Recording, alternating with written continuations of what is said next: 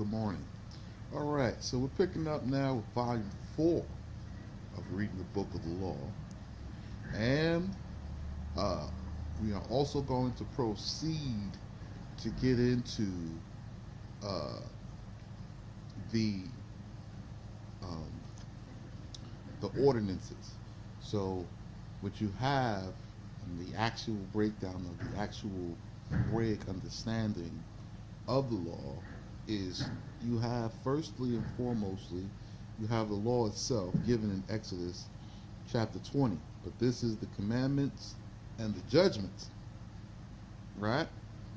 So you have the commandments and the judgments, and then we move from the commandments and the judgments and the third part of the law after the commandments, which is the express commandment. This is expressed a command, an order, how you ought to be and what you do and don't do. And then the judgments, how you ought to think, right? And then he gives what he wants for himself last. This is what I require for my worship, for my service, right? So then you get to uh, where he's establishing the actual Shabbat now at this time, right? So I'm going to pick up from that point. Now I'm going to continue reading on, and you see you get into his statutes, his commandments, his judgments. So now we're going into the statutes parts. So what is the statutes? The statutes and his ordinances.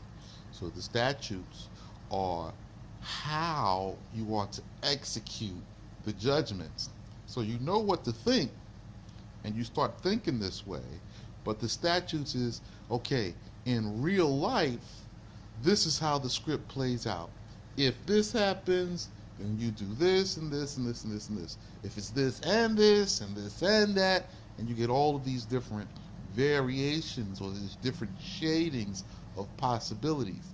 And a key thing is the word if is not if, it's when, right?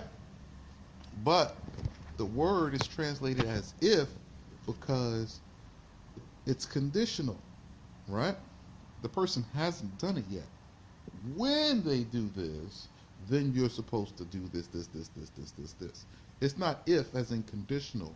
So if in the Hebrew is when, right? When. So when this happens, then you are to do thus, and so. And this is how you do it. All right? So he's not accusing you of doing it. Just when someone people make decisions. And they're free to make those decisions and complete them. And when they've done that, then we enter into the judgment.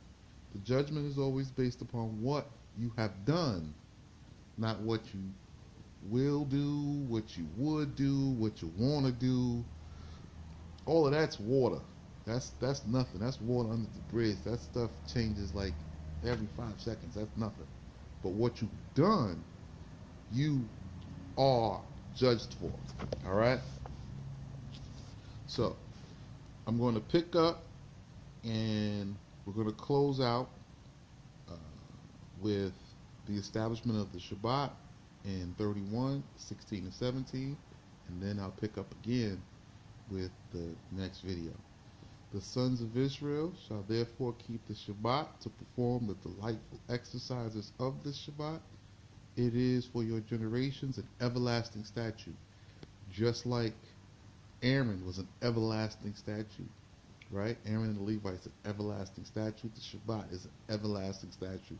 So when the Shabbat is still in order, Aaron and the Levites are still in order, the Pesach is still in order, and the feast days are still in order.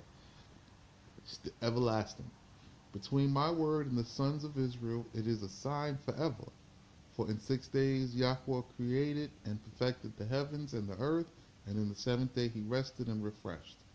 And he gave to Moshe, when he had finished to speak with him in Mount Sinai, 2 tablets of the testimony, tablets of sapphire and stone from the throne of glory, weighing 40 seim, inscribed by the finger of Yahweh. All right, now we're going to continue on verse 32, chapter 32, verse 1 in the next video.